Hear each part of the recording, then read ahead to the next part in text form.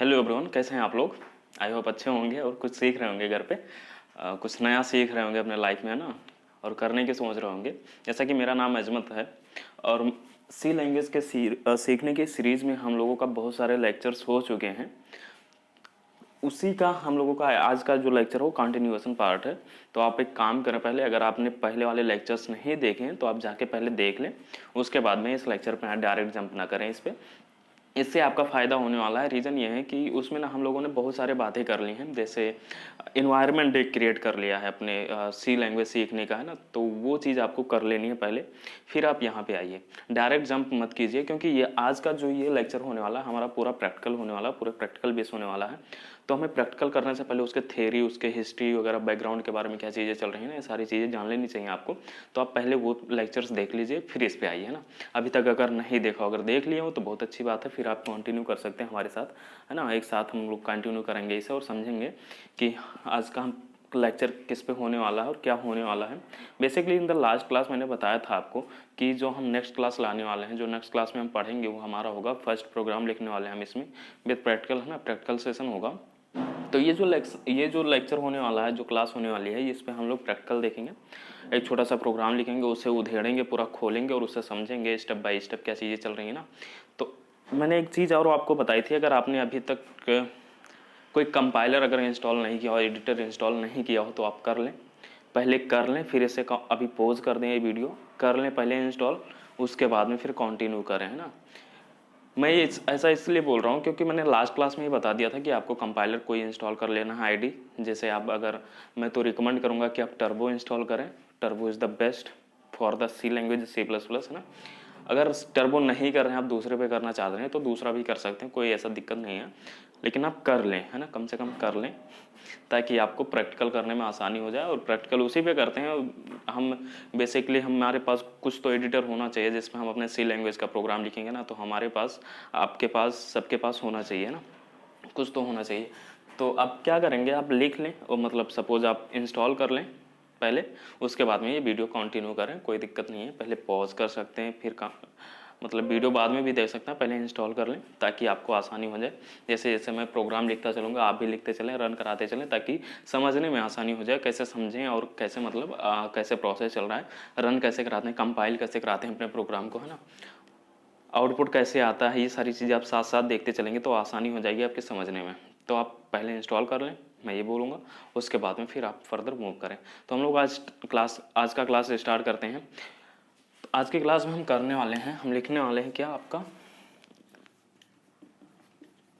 First programme इन अ सी language, है ना, सी language, first programme इन अ सी language. देखिए, लिखने से पहले आप एक काम करें, साइड में एक विंडो खोल लें। अगर आपके पास लैपटॉप हो या फ़ोन हो, कुछ भी, मतलब फ़ोन में तो नहीं कर सकते प्रैक्टिकल, आपको ऑनलाइन जाना पड़ेगा एडिटर पे, है ना। तो एक, अगर आपके पास लैपटॉप या कंप्यूटर हो तो बहुत अच्छा है, ना हो तो दोस्त से ले ले या घर से यूज़ कर लें, घर वाला, है ना, ऐसे कर सकते हैं। तो आप एक काम करें, पहले आप एक अपने जो आपका एडिटर है, जो आपका टर्बो है, जैसे सपोज आपने टर्बो इंस्टॉल किया तो उसे खोल लें ताकि हम साथ साथ समझते चलें। उसे खोलने के बाद में आपको लिखना है, ये जैसा जैसा मैं लिखता चलता हूँ आपको लिखना है। हमारा पहला एग्जाम्पल है आज का, हेलो वर्ल्ड। जैसे देखें,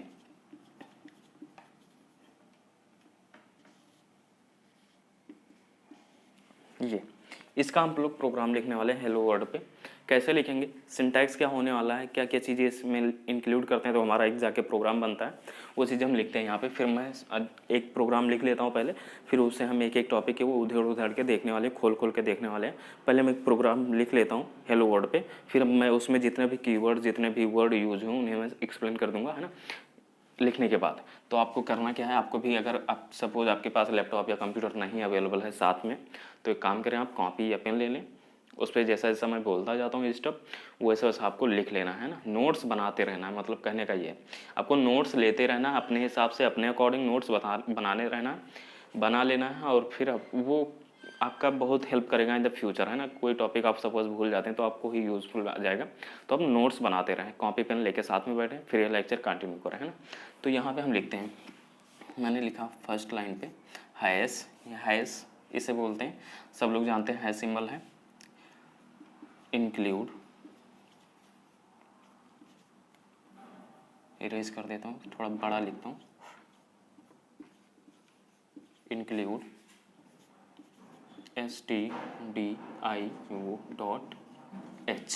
देखिए ये एक लाइन लिखा मैंने। फिर यहाँ पे हम लिखते हैं मेन,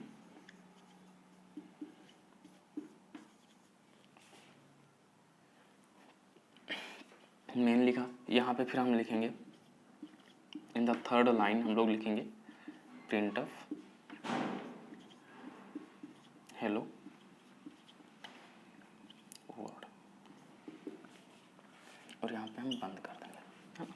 देखिए यहाँ पे मैंने बहुत सारी चीज़ें लिख दी हैं केवल एक हेलो वर्ड को रन कराने के लिए। इसका जो आउटपुट मैं बता दूं, इसका जो आउटपुट होने वाला है, जो रिजल्ट आने वाला है आपका, वो आपका आउटपुट ये होगा, हेलो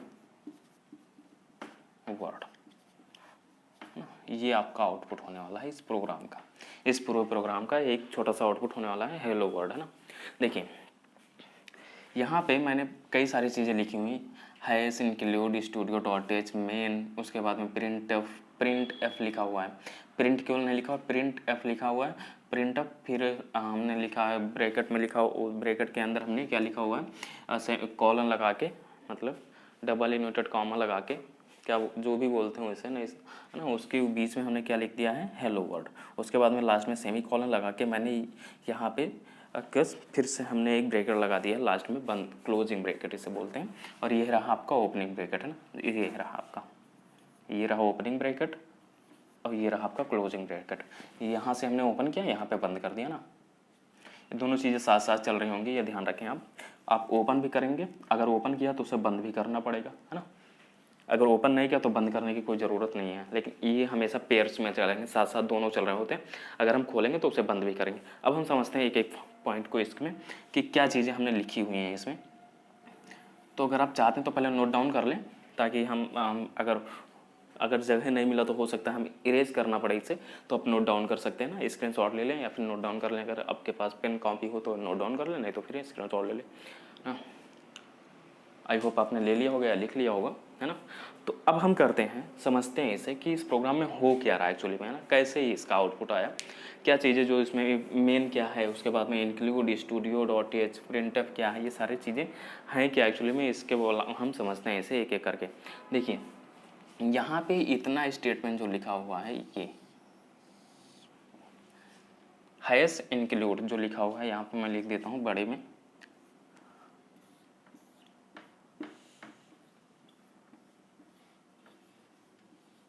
हैश इंक्लूड। ये स्टेटमेंट जो मैंने लिखी हुई है, यानी ये जो वर्ड लिखा हुआ, एक बात तो पहले आप ध्यान रखें यहाँ पे कि जितने भी वर्ड्स आप लिखेंगे सारे, यहाँ पे मैंने देखो यहाँ पे सारे वर्ड्स जो लिखे हैं सब स्मॉल लेटर में लिखे हुए हैं। पहला लेटर भी इसका जो आपका लिखा हुआ है, पहला अक्षर भी जो लिखा हुआ है वो भी स्मॉल में लिखा हुआ है।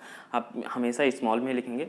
ये आपके सी का स्टैंडर्ड रूल होता है कि आपको सारी चीज़ें स्मॉल में लिखनी है। मैं बताऊँगा कहाँ चीज़ें आपको कैपिटल में लिखनी है, लेकिन ये चीज़ें आपको सारी स्मॉल में लिखनी है ना। कैपिटल में मत कीजिएगा, नहीं तो एरर हो जाएगा, आपका प्रोग्राम ख़राब हो जाएगा, है ना। ये सारी चीज़ें आपके साथ हो सकती हैं, एरर आने लगेगा, कंपाइलर गुजरने नहीं देगा, ऑब्जेक्ट कोड नहीं बनेगा। तो आप क्या किस में लिखेंगे, सारी चीज़ें किस में होने वाली हैं, स्मॉल लेटर में। तो यहाँ पे मैंने बताया हैश इंक्लूड, इसे बोलते हैं प्री प्रोसेसर। प्री प्रोसेसर का मैंने पहले और दूसरे क्लास में ही बताया था आपको, जब सिलेबस डिस्कस कर रहे थे। तो सिलेबस में हमारा जो ये चैप्टर आ रहा था 4 से 5 नंबर के चैप्टर पे आ रहा था, तो हम प्री प्रोसेसर पढ़ेंगे तो ये चीज़ें हमारे अच्छे से क्लियर हो जाएंगी कि एक्चुअली में ये काम कैसे कर रहा है, ये है क्या एक्चुअली में ना। तो पूरा का पूरा चैप्टर है आपका प्री प्रोसेसर में। केवल यही नहीं है, बहुत सारे और आते हैं, लेकिन बेसिकली हम सब जगह मैक्सिमम ये चीज़ें यही मतलब यूज़ कर रहे होते हैं, हैश इंक्लूड, है ना। तो यहाँ पे मैंने ये एग्जाम्पल लिया। इसके अलावा भी बहुत सारी चीज़ें होती हैं, जैसे हैश डेफ, है ना, और भी चीज़ें आती हैं। तो ये इसे बोलते हैं प्री प्रोसेसर। इसका काम मैं थोड़ा सा बता देता हूँ थोड़ा सा, कि इसका काम ये होता है कि मतलब इंक्लूड करना अपने हेडर फाइल को, यानी आपका जो रन होने जा रहा है, कंपाइल होने, जब हमारा प्रोग्राम लिख जाता है, हमने रन मतलब लिख लिया पूरे तरीके से, तो हमें क्या करना पड़ता है, 2 स्टेज करने पड़ते हैं, पहले उसे कंपाइल करते हैं, उसके बाद में रन करते हैं। जब कंपाइल टाइम पे हमने अपने प्रोग्राम, अपने कंपाइलर को हमने बता दिया कि ये चीज़ें भी इसमें इंक्लूड करनी है, यानी आपका कंपाइलर से भी पहले ये प्रोसेस आपका हो जाना है, जिसे हम बोलते हैं प्री प्रोसेसर, यानी कंपाइल होने से पहले, यानी कोड एग्जीक्यूट होने से पहले आपका क्या हो जाना है, ये चीज़ें रन हो जानी है ना, रन हो जाता है आपका, चल जाता है वो चीज़ें आपका पहले ही चल जाता है। कंपाइल और रन मतलब कंपाइल होने से पहले भी, रन तो अभी नहीं आया, अभी तो हम केवल अपने प्रोग्राम को कंपाइल कर रहे हैं। कंपाइल हुआ, कंपाइल होने से पहले कंपाइल क्या करता है कि आपके प्रोग्राम को चेक करता है ना, उसके बाद में कोई गलती वगैरह तो नहीं है, उसके बाद में वो कंपाइल ऑब्जेक्ट कोड वगैरह बनाएगा, ये होता है कंपाइलेशन प्रोसेस। तो कंपाइल होने से पहले भी आपका ये क्या हो जाएगा, ये आपके कंपाइलर के साथ ऐड हो जाएगा, यानी जुड़ जाएगा, यानी सबसे पहले कंपाइलर से भी, हाँ, कंपाइल होने से पहले भी आपका प्रोग्राम, ये वाली लाइन आपकी चल जानी है ना, चल जाता है। उसके बाद में आता है मेन फंक्शन। मेन फंक्शन है ये आपका, देखिए यहाँ पे मैंने लिख रखा है, यहाँ पे मेन, मैं इसे भी रेज कर देता हूँ ताकि आपको समझाने, या आई होप आपको समझ में आ गया होगा। इस पे हमारी पूरी क्लास होने वाली है, पूरा चैप्टर है ये, तो हम आगे फर्दर क्लास में हम इसे डिस्कस करेंगे इन द डिटेल, है ना। तो अभी आप समझ लें कि हैश इंक्लूड, या अभी आप लीव भी कर सकते हैं, छोड़ भी सकते हैं अगर नहीं समझ में आ रहा, क्योंकि समझ में आने वाला भी नहीं इतना जल्दी, है ना, तो आप छोड़ भी सकते हैं। रीज़न यह है कि ये थोड़ा बड़ा कॉन्सेप्ट है, कन्फ्यूजिंग कॉन्सेप्ट है, तो हम आगे जैसे हम और भी अच्छे से पढ़ लेंगे ना, जब सीख लेंगे कुछ चीज़ें इसके बारे में जान लेंगे। अभी हमारा बेसिक चल रहा है। बेसिक मतलब क्या, हम उसके बारे में जान रहे हैं ना, तो अभी हो सकता है आपके समझ में ना आया हो कि प्री प्रोसेसर हैश इंक्लूड क्या है, तो आप अभी के लिए छोड़ सकते हैं। थोड़ा बहुत भी समझ में आया हो तो कोई नहीं, अगर एकदम से नहीं आया हो तो छोड़ सकते हैं। हम आगे जब अपने प्री प्रोसेसर के चैप्टर पे पहुंचेंगे, हमारा पूरा चैप्टर है इस पे और बड़ा चैप्टर है, जब हम उस पे पहुंचेंगे तो हम इन द डिटेल डिस्कस करने वाले हैं प्री प्रोसेसर पे, और इसमें क्या क्या चीज़ें होती हैं, कैसे इसका मैकेनिज्म काम कर रहा है, कैसे ये चीज़ें इंक्लूड करता है ना, ये सारी चीज़ें हम डिस्कस करने वाले हैं, है ना, इन द डिटेल में प्री प्रोसेसर के चैप्टर में। तो अभी आपके लिए आप छोड़ दें, अगर नहीं समझ में आया कोई बात नहीं, अभी छोड़ सकते हैं, ऐसा है ना। इतना समझ लीजिए कि ये आपके प्रोग्राम में पहले लाइन पे आने वाला है, यानी पहले स्टार्टिंग यहीं से होने वाला है। जब आप कोड लिखेंगे तो स्टार्ट हैश इंक्लूड से ही शुरू होता है आपका प्रोग्राम लिखना, है ना, लिखना शुरू होता है। मैंने कहा है लिखना शुरू होता है, एग्जीक्यूशन का पार्ट अलग है, लिखने का पार्ट अलग है। यहाँ पे लिखना, जो आप लिखेंगे, राइट करेंगे, लिखें, हाँ ना, प्रोग्राम लिखेंगे, वहाँ वो शुरू होता है आपका हैश इंक्लूड से।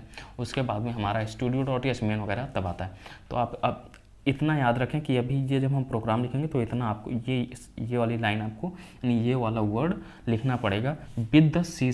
ये भी मत भूलिएगा, ये भी बहुत इंपॉर्टेंट रोल अदा करता है इन द प्री प्रोसेसर, है ना। प्री प्रोसेसर में ये भी बहुत ज़रूरी चीज़ होती है, इसे बोलते हैं हैश इंक्लूड, है ना। हैश इंक्लूड, दो चीज़ें साथ में चल रही होती हैं, हैश इंक्लूड। तो अभी के लिए आप अपना इतना ही हैश इंक्लूड पे हम दूसरा लिखते हैं। दूसरा कीवर्ड हमने लिखा हुआ है,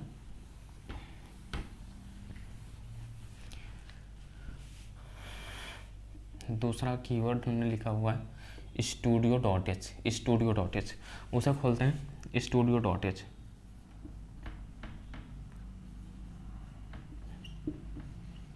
देखिए studio.h का मतलब हुआ, देखिए यहाँ पे दो चीज़ें मैंने लिख दी हैं, थोड़ा बड़ा लिखता हूँ ताकि आपको समझ में आ जाए। studio.h, देखिए यही लिखा हुआ है यहाँ पे भी studio.h। इसको दो चीज़ों में डिवाइड करते हैं ऐसे, stdio अलग, है ना, दो चीज़ें हैं, दो वर्ड एक्चुअली में लिखे हुए हैं, दोनों का शॉर्ट फॉर्म लिख दिया है स्टूडियो। नहीं, अगर दोनों वर्ड लिखते तो बड़ा हो जाता, तो उसी का शॉर्ट फॉर्म लिखा हुआ है स्टूडियो। इसमें दो वर्ड मिलके बने हुए हैं, जैसे क्या क्या, STD का मतलब हुआ स्टैंडर्ड, IO का मतलब हुआ इनपुट आउटपुट। यहाँ पे देखिए इस लाइन का मतलब ये हुआ कि ये इतनी चीज़ मतलब शॉर्ट फॉर्म में ये इतना चीज़ लिखा हुआ है इसके अंदर, है ना। STD स्टैंडर्ड, आई इनपुट वो आउटपुट, है ना, स्टैंडर्ड इनपुट आउटपुट। इसका मतलब ये हुआ। .h लिखा हुआ है वो आपके एक्सटेंशन, क्योंकि ये क्या है आपका हेडर फाइल है। हेडर फाइल मतलब आपका प्रोग्राम लिखने से भी पहले ये आ जाता है, हेडर फाइल है, हम सबसे टॉप पे लिखते हैं ना अपने प्रोग्राम में, तो ये आपका हेडर फाइल होता है। उसके बाद में आता है आपका, इसका काम क्या होता है, input output, standard input output, यानी यूज़र से इनपुट लेने के लिए हम कुछ फंक्शन यूज़ करेंगे, हम कुछ चीज़, कुछ मैसेज प्रिंट कराने के लिए, कुछ डेटा अपना प्रिंट कराने के लिए हम कुछ डेटा मतलब कुछ फंक्शन और कुछ डेटा यूज़ करेंगे ना, तो उसी का प्रोटोटाइप होता है ये, है ना। प्रोटोटाइप उसी का हेडर फाइल होता है। मैं बता रहा हूँ अभी आपको डिटेल में। जब हम पहुँचते हैं, देखिए यहाँ पे जो प्रिंटफ मैंने लिखा हुआ है ना, और प्रिंटफ हेलो वर्ल्ड, ये आपका फंक्शन है, प्री डिफाइंड फंक्शन। मैंने आपको बता दिया था कि सी लैंग्वेज में आपको हज़ारों ऐसे इनबिल्ट फंक्शन मिल जाएंगे जिसे आपको बनाने की ज़रूरत नहीं पड़ती है, केवल डायरेक्ट आप कॉल कराएंगे, उसे यूज़ करेंगे ना। हमें उसे मैकेनिज्म से मतलब ही नहीं होता कि हमें ये बनाया कैसे गया, इसका कोड कैसे लिखा गया। हम क्या करते हैं, सिंपल यूज़ करते हैं उसे। ऐसे आपको हज़ारों कोड्स मिल जाए, हज़ारों फंक्शंस मिल जाएंगे। तो फंक्शन एक्चुअली में डिफ़ाइन कहाँ किए गए हैं ना, कहीं तो लिखे गए होंगे ना। ऐसा तो है नहीं कि जैसे लिखा ही नहीं गया हो, तो लिखा गया होगा कहीं ना कहीं, तो उसे लिखा गया होगा। उसी का हम वर्जन यूज़ कर रहे हैं, मतलब उसी का मतलब फंक्शन कॉल यूज़ कर रहे हैं, उसी का फंक्शन यूज़ कर रहे हैं, लेकिन वो फंक्शन कहीं ना कहीं तो लिखी गई होगी ना, उसका कोड कहीं ना कहीं तो होगा अपने प्रोग्राम में या फिर कंपाइलर में, कहीं तो होगा ही ना। तो क्या होता है, अपने कंप्यूटर में कहीं भी हो सकता है। तो ये जो प्रिंटफ फंक्शन है, इनबिल्ट फंक्शन है हमारा। ये क्या होता है, इनबिल्ट फंक्शन है, बनाया आपका फंक्शन है। इसे क्या करना है, आपको केवल यूज़ करना है। हमें इससे कंसर्न नहीं है कि इसे लिखा कैसे गया, बनाया कैसे गया। लेकिन एक बात हमेशा याद रखें कि यह कहीं ना कहीं तो लिखा गया होगा ना, मतलब ये कहीं ना कहीं तो लिखा गया होगा। ऐसा तो है नहीं कि केवल यही इतना लिखा गया होगा, इसका भी पूरे तरीके से डिफिनीसन कहीं लिखा गया होगा, पूरे तरीके से प्रोग्राम किया गया होगा, तब जाके एक फंक्शन हमारे पास तैयार होकर आया है ना। तो उसका जो ये प्रिंट फंक्शन है ना, इसका जो प्रोटोटाइप है ना, प्रोटोटाइप मैंने यहाँ बोला डिफिनीसन नहीं है इसका, प्रोटोटाइप है, डिक्लेरेशन है। प्रोटोटाइप का मतलब ये हुआ कि जैसे हम अपने प्रोग्राम, अपने कंपाइलर को, अपने प्रोग्राम को रन कराने से पहले हम ये बता देते हैं, कंपाइल कराने से पहले हम ये बता देते हैं कि ये चीज़ें हम अपने प्रोग्राम में यूज़ करने वाले हैं, ये चीज़ हम यूज़ करने वाले, ये यूज़ करने वाले, ये यूज़ करने वाले।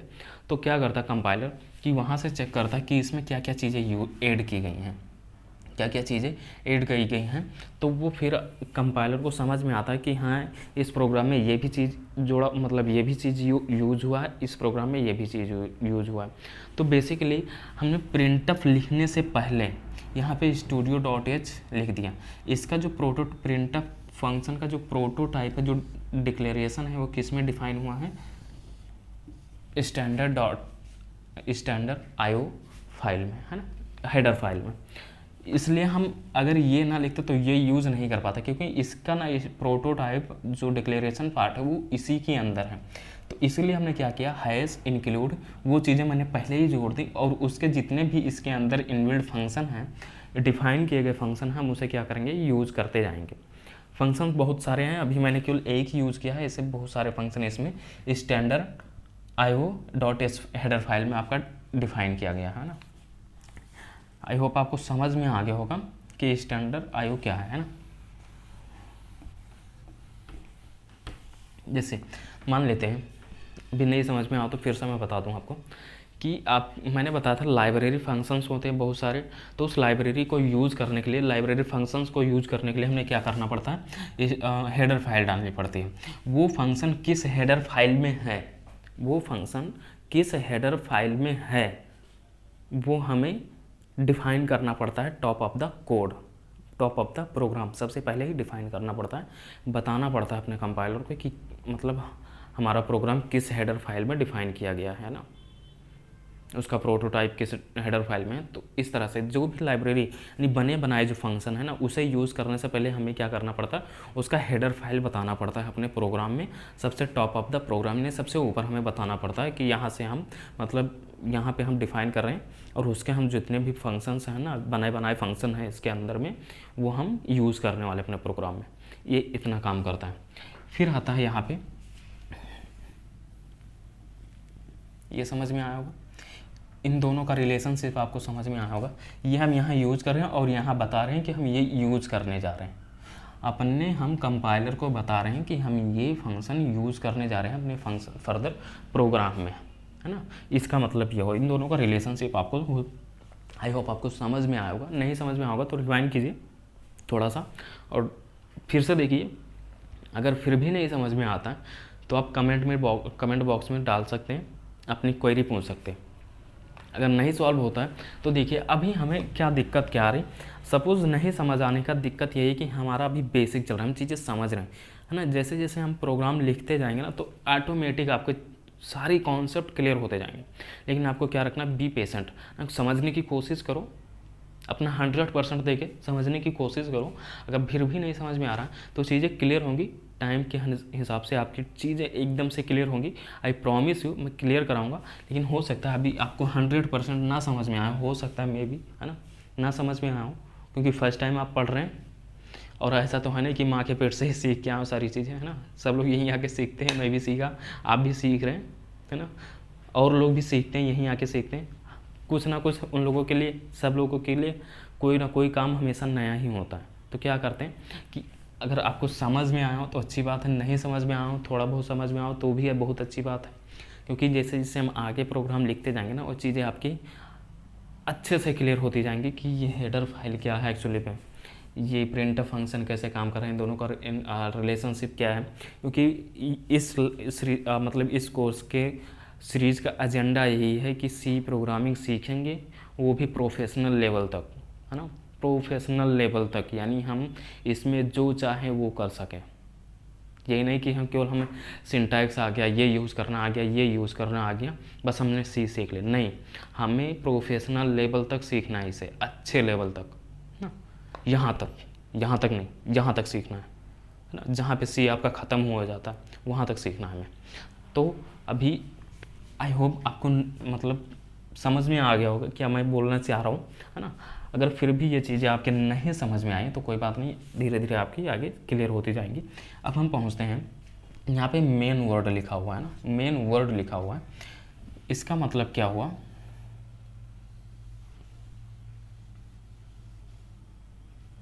देखिए, और यहाँ पे ब्रैकेट मोस्ट इम्पॉर्टेंट याद रखें हमेशा। ये ब्रैकेट, ये रहा ब्रैकेट और ये रहा ब्रैकेट, है ना। और ये जो इस ब्रैकेट के बीच में जो लिखते हैं उसे हम क्या बोलते हैं, बॉडी ऑफ द प्रोग्राम, है ना, बॉडी ऑफ द प्रोग्राम। कि इस दो ब्रैकेट के बीच में जो भी चीज़ें आने वाली है ना, वो होता है बॉडी ऑफ द प्रोग्राम। यानी वो चीज़ें हमारा एक्चुअल प्रोग्राम होता है। क्या होता है, एक्चुअल प्रोग्राम होता है। जो चीज़ें हमें कुछ भी लिखना है अपने प्रोग्राम में तो इन दोनों के बीच में ही लिखेंगे। किन दोनों के बीच में, इस ब्रैकेट के बीच में और इस वाले ब्रैकेट के बीच में हमने ना ये दो चीज़ें हम लिखेंगे। यहाँ पे दो, इस वाले ब्रैकेट के और इस वाले ब्रैकेट के बीच में जो भी चीज़ें लिखते हैं वो होता है आपका, इसे बोलते हैं बॉडी ऑफ द प्रोग्राम, है ना, इन दोनों के बीच वाले पोर्शन को। और इन दोनों के बीच में जो लिखते हैं ना वो होता है आपका एक्चुअल प्रोग्राम, है ना, एक्चुअल कोड होता है वो आपका, जो आपका रन करता है। अब यहाँ पे देखिए, यहाँ पे मैंने लिखा हुआ मेन लिखा हुआ है। फिर यहाँ पे ये जो आपका ब्रैकेट लगा हुआ है ना, इरेज कर देता हूँ चीज़ें।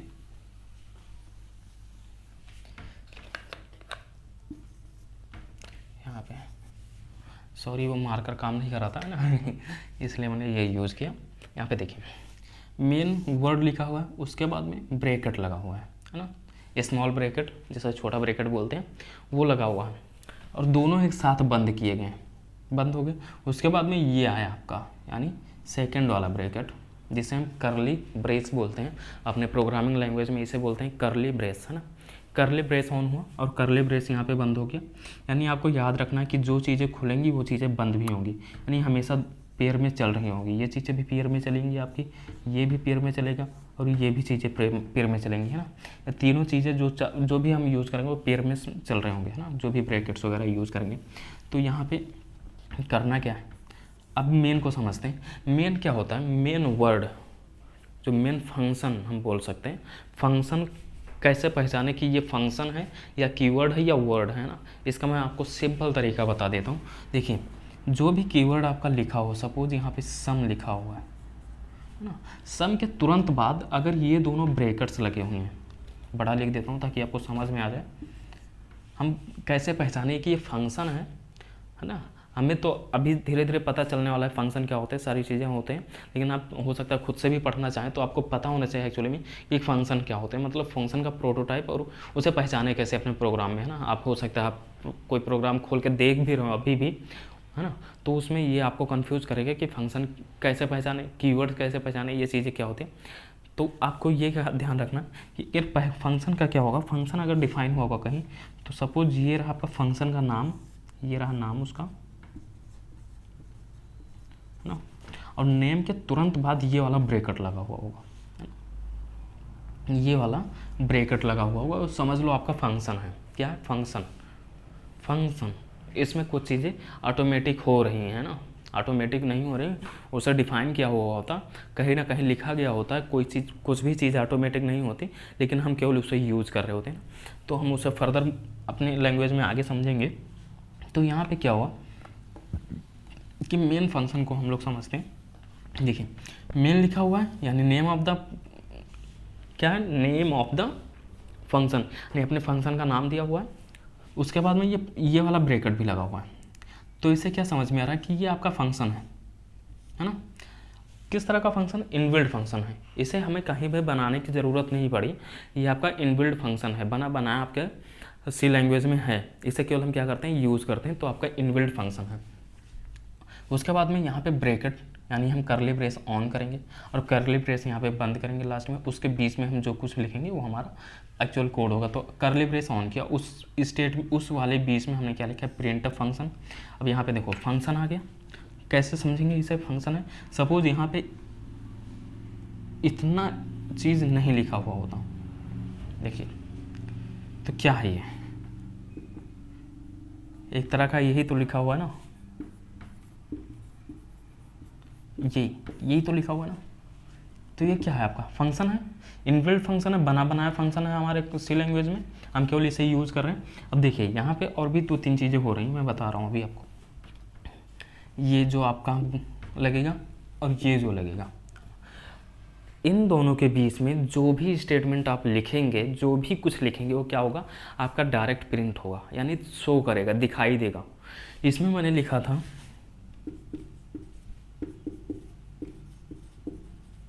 हेलो वर्ल्ड, है ना, वो चीज़ें आपके कहाँ, कंसोल विंडो पे दिखाई देने वाली हैं, कंसोल विंडो पे दिखाई देगी। सपोज यहाँ पे हेलो वर्ल्ड ना लिखते हैं, हम क्या लिख दें, सी प्रोग्राम, सी लैंग्वेज, है ना। अभी क्या इसका आउटपुट होगा, इसका आउटपुट होने वाला है, यहाँ पे मैं लिख देता हूँ सी लैंग्वेज। यानी कहने का मतलब ये हुआ कि इस दोनों के बीच में जो भी आप लिखेंगे, है ना, इन दोनों के बीच में वो क्या होगा, आपका डायरेक्ट कंसोल विंडो पे प्रिंट हो जाएगा, शो हो जाएगा, मैसेज की तरह दिखाई देगा, है ना। उसके बाद में इसे हम बंद भी कर देंगे। मैंने क्या बताया, हर चीज़ें आपकी पेयर में चलेंगी, ये भी पेयर में चलेगा, आपका ये भी पेयर में चलेगा, है ना, ये भी पेयर में चलेगा, यानी इसके बीच में हम जो कुछ लिखेंगे वो प्रिंट होगा। उसके बाद में, है ना, लास्ट में यहाँ पे सेमी कॉलन भी लगाया मैंने, यहाँ पे ध्यान दीजिएगा, semicolon is the most important in C, every programming language, not only C, है ना। मैं केवल सी लैंग्वेज की बात नहीं कर रहा, सभी प्रोग्रामिंग लैंग्वेज में आपका मतलब क्या बोलते हैं इसे, सेमी कॉलन, है ना, सेमी कॉलन बहुत ज़रूरी होता है ना। इसका मतलब क्या हुआ कि हम अपने कंपाइलर को बता रहे हैं कि हमारा ये जो प्रोग्राम का लाइन है ना, वो टर्मिनेट हो गया, ख़त्म हो गया, यहाँ से ख़त्म है। इसके बाद जो भी चीज़ें हम लिखेंगे वो दूसरी लाइन में जुड़ेगा, है ना। यहाँ पे मैं एक और स्टेटमेंट अगर लिख दूँ इस तरह से, प्रिंट, ये वाला ब्रैकेट करली ब्रेस ऑन किया, सॉरी उसे क्या बोलते हैं, इन्वर्टेड कामा कुछ भी बोलते हैं, याद नहीं है ना। ये इस तरह से ऑन किया। उसके बाद में यहाँ पे मैंने एक और लाइन लिख दी, हेलो वर्ल्ड, है ना, ये यहाँ पे। इसका मतलब ये हो रहा है, यहाँ पे समझने की बात है, समझें आप अच्छे से कि सेमी कॉलन काम क्या कर रहा है। इस वाले लाइन पे भी मैंने लिखा, सेमी कॉलन लगा दिया, यानी हमने कंपाइलर को ये बता दिया कि ये वाली लाइन जो है ना, यहाँ से ख़त्म हो रही, दूसरा जो चीज़ आया वो दूसरे लाइन में जुड़ेगा, यानी ये वाली लाइन जो आई आपकी वो दूसरे लाइन में है। यहाँ पे भी मैंने स्टेट वहाँ पे सेमीकोलन लगा दिया, यानी हम ये बता रहे हैं कंपाइलर को, सिंपल सी बात है, end of the line, end of the line, ये प्रोग्राम, ये इस लाइन का एंड है, ख़त्म है यहाँ से, ये होता है आपका। और ये लगाना बहुत ज़रूरी होता है, अगर ये नहीं लगाएंगे तो आपका सिंटैक्स एरर आ जाता है आपका, है ना, आपकी प्रोग्रामिंग में गलती हो जाती है अगर आप नहीं लिखते हैं, अगर ये नहीं लगाते हैं अपने मतलब प्रोग्राम के लास्ट में, लाइन के लास्ट में, है ना, प्रोग्राम के लाइन के लास्ट में अगर ये सेमीकोलन नहीं लगाते तो आपका प्रोग्राम एरर देने लगता है, आपका कंपाइलर एरर का वार्निंग देने लगता है, मैसेज देने लगता है। तो ये आपका इंपॉर्टेंट होता है। तो इसका मतलब ये हुआ कि हम क्या कर रहे हैं, हमारी लाइन जो है ये वाली लाइन ना यहाँ से अब ख़त्म हो रही है, इसके आगे कुछ नहीं लिखा हुआ है ना। सपोज यहाँ पे हम कुछ लिख भी दें तो सपोज यहाँ पे मान लेते हैं कि इसके आगे मैंने कुछ लिख भी दिया, है ना, तो किस में काउंट होगा, दूसरे लाइन में काउंट होगा, उसी लाइन में काउंट नहीं होगा, क्योंकि वो लाइन केवल यहाँ तक चली थी, यहाँ तक चली थी। उसके बाद वाली जितने भी स्टेटमेंट हम लिखेंगे वो किस में काउंट हो जाएंगे, दूसरी लाइन में। आई होप आपको ये समझ में आया होगा। अगर नहीं समझ में आया तो रिवाइंड करके फिर से देख ले एक बार। अगर फिर भी ना समझ में आए तो कमेंट बॉक्स में आप कभी भी फ्री होकर आप पहुँच सकते हैं, मैं उसे देखूँगा और आपको आंसर कर दूँगा, है ना, बता दूँगा in the detail. I hope आपको समझ में आ गया होगा, है ना। उसके बाद में यहाँ पे हमने ब्रैकेट ऑन किया था तो ये करली ब्रैकेट आपका बंद हो गया, यानी बॉडी ऑफ द प्रोग्राम हमारा तैयार हो गया। अब बॉडी हम उसका बंद भी कर देंगे, है ना। तो ये रहा आपका सिंपल प्रोग्राम। अब ये इतना स्टेटमेंट लिखने के बाद में अब आप रन कैसे कराएंगे, कंपाइल कैसे कराएंगे। तो रन और कंपाइल करने के लिए आपके पास क्या है, दो तीन तरीके होते हैं। मैं टर्बो सी में बात कर रहा हूँ।